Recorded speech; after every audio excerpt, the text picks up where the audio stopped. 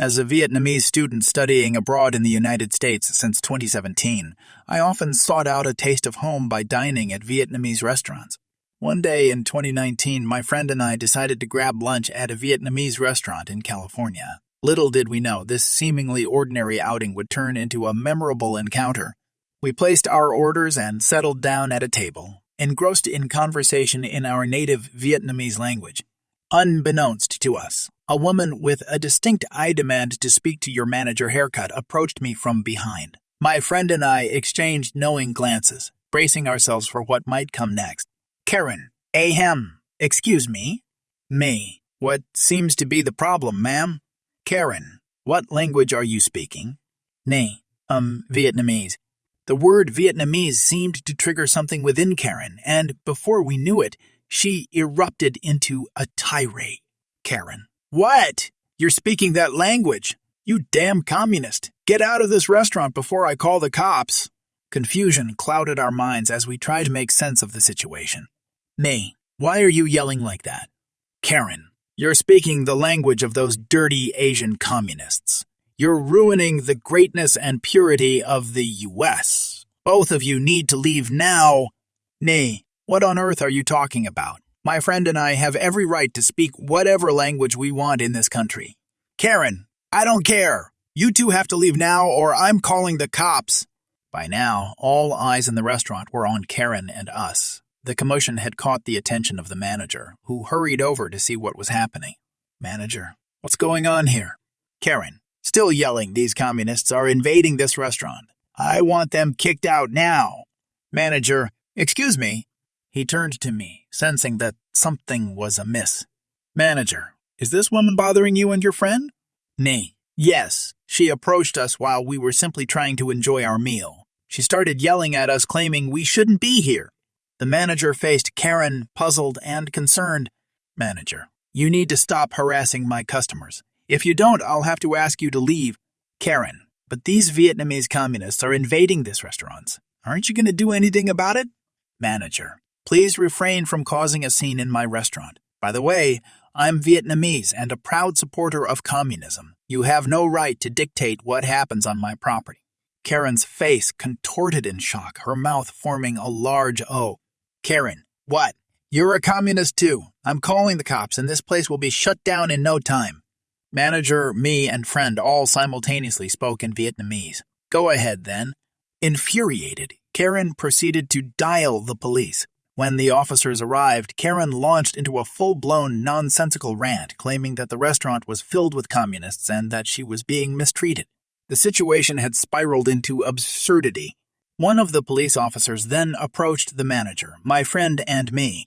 We explained that Karen had been harassing and threatening us for a straight 30 minutes. The officer subsequently turned his attention to Karen. "Police officer, ma'am, these individuals have done nothing to harass you.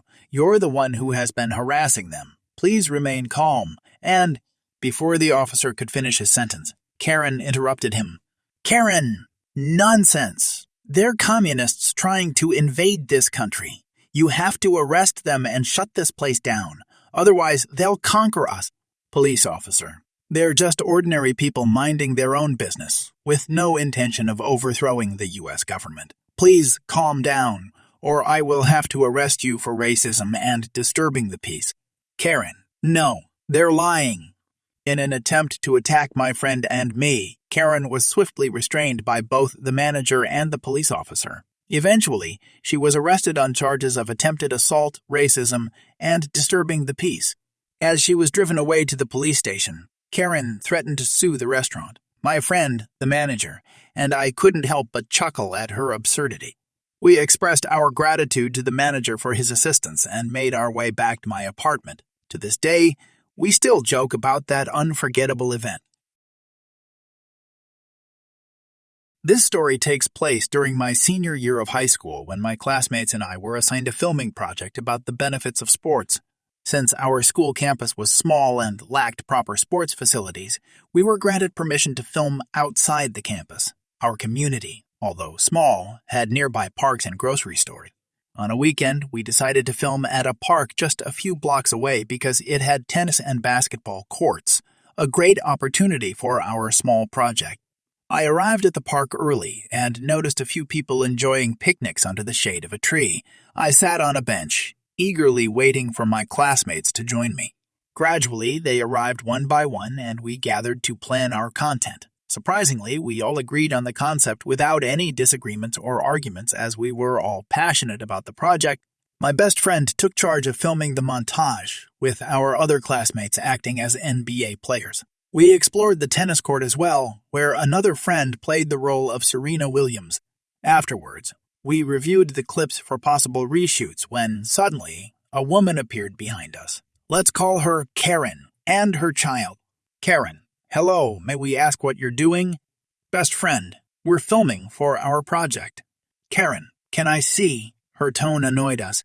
Best friend, it's still private, and we need to review the clips first.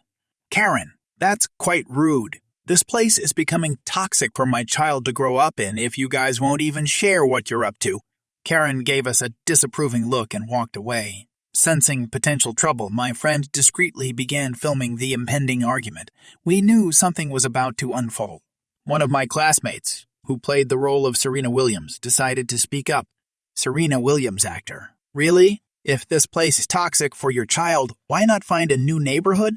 Karen returned, this time with a grumpy face, dragging her child along. Karen, what did you say?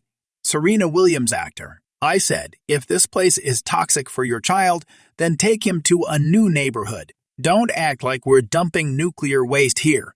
Karen, you drug-addicted people are bad for everybody. Karen started freaking out, resembling a wild Pokemon. Despite Karen's behavior, one of our friends remained surprisingly calm from a distance, although his anxiety was clearly kicking in. He discreetly took some prescribed calming medication to manage his anxiety triggered by the screaming and commotion. Karen noticed this and freaked out even more. Karen, oh my lord, your friend is taking drugs. I'm calling the cops. True to her word, Karen proceeded to dial the police. Within 10 minutes, they arrived at the scene. Police Officer 1, what's going on here? Karen, these kids are drug addicts, and they are taking drugs in front of my child. Me, officer, I want to clarify that we were peacefully filming our project when this woman approached us and started harassing us. We tried to calm her down, but she began calling us drug addicts, which frightened some people. Karen, because one of them took a drug. Nee, that drug is a prescribed medication for my friend. Understandably, we were all upset, but the police had a job to do. They searched our belongings and bags, which yielded nothing suspicious until they discovered my friend's medicine tablets. Police Officer 2, tell me what this is. Karen, that's the drug they took. My friend, who had remained calm, stepped forward. Friend, that is my prescribed medication for anxiety. It helps manage my anxiety attacks. Police Officer 2, do you have the prescription for these? My friend then presented the prescription statement, which ultimately cleared his name. Karen, why are you letting these addicts go? Police Officer 1, they do not have any illegal drugs in their possession. What you saw is a prescribed medication given by a doctor. My friend then showed the secretly filmed clip, clearly capturing Karen's unpleasant behavior and outburst. The police proceeded to take appropriate action, handcuffing Karen, reading her rights, and arresting her. Karen's child was then taken by their father, who apologized for the turmoil caused by Karen. Following this incident, only a few people dared to visit the park. However, whenever my friends and I reminisce about it, we have a good laugh. So, this happened to me today. I work in fast food to give you a clearer picture. I went on my break and was playing Pokemon Shield. So I'm playing my game when I see a young boy, about 7 years old, watching me. I look up and see his mother watching us. She nods, so I assume she's giving me permission to talk to him. I asked if he's played before, and he said no, so I let him play on it. I tell him I started playing when I was his age and give him pointers when he asks. So the alarm on my phone goes off at the end of my break, and I ask for it back, which he does, and thanks me for letting him play. I'm walking towards the staff room when I hear the call of a wild Karen. Karen, ahem. I look back and see the boy's mother behind me. Me, yes, can I help you? Karen, Yes, you can let my son keep playing your game. You're going to be working now so he can play it until we leave. We're paying customers after all. Nay, sorry, miss, but this is my property, so I'm putting it in my bag now. Karen, no, give my son your game. Boy, Mom, stop. I don't want her game. It's hers. She had raised her voice now, so my manager had come over, and because I was late from coming off my break. Manager, is there a problem here? Karen, yes, she won't give my son her game to play with. She's going to be working now, so she should let him keep playing until we're done. She had this smug look on her face, like she thinks her logic is sound, and my manager is just gonna agree with her. Manager, ma'am, it's her property, and if she says no, then that's her right. Karen, but I'm a paying customer. My son should be able to play. Manager, ma'am, if she said no, then that's the end of it. Now you can either sit down and finish your food, or you can leave. Karen stomped off to her table and grabbed her things before storming out with her son following behind her. I feel really bad for him because he was really sweet as well. My manager asked if I needed 5 minutes, but I told him I was fine, put my switch in my bag, and went back to work. I was sitting in a local restaurant having dinner and a beer after work on a Friday evening. The restaurant was packed and it was nice and quiet, and I didn't see anyone I knew, so I just sat there all by myself and my own thoughts enjoying the meal.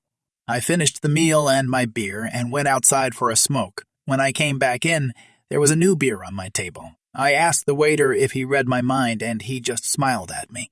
After the beer, I ordered a drink and finished it before I went to the toilet to make room for another one.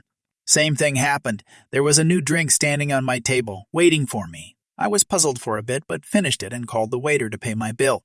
He came over to me and told me that it was already taken care of. What, by who, and why? It turned out that a man that I didn't know paid it all. I thanked him, but asked him why, as I clearly didn't know him.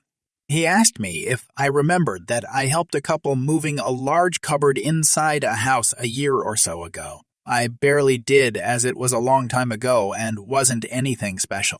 One day when I was walking around the neighborhood, he and his pregnant wife had bought the said cupboard and I helped him lift it so his wife didn't have to. I mean, she was pregnant, and this is what you do. You help out when you can. They didn't know anyone around the area and didn't have anyone to ask for help and thought she would have to help out by lifting it. He said, I do work here, actually. I'm the owner. It's my pleasure to give something back to you for the help you gave us back then. Edit. What I did wasn't anything out of the ordinary. I only did what everyone should have done when they come to a situation like that. I myself try to help out wherever I can, whenever I can. The only special thing about this incident was that I didn't know them. It's never wrong to be kind to people. Nee and the couple have become friends, and I even know their daughter, who is around 17, 18 years old now. She has become a quite smart multilingual woman and is studying hard to get her degree in whatever field she is in. Whenever I call the owner for a table reservation, he answers, "Hello, neighbor."